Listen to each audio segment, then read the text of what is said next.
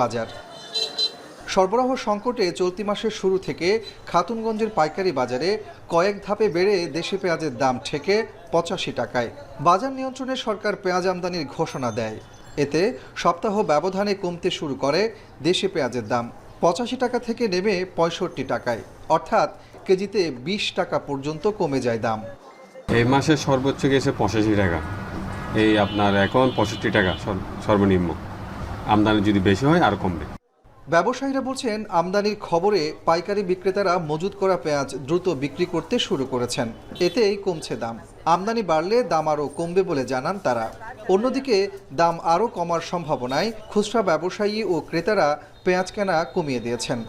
Indian পেঁয়াজ আমদানি না করাটাই ঠিক সরকারের কাছে, এটা আমরা আবেদন করি যে আমাদের দেশে যে পরিমাণ পেঁয়াজ আছে ওটা আপনার বর্তমান এই ২৩-২৪-এর ভিতরেই থাকে যাবে।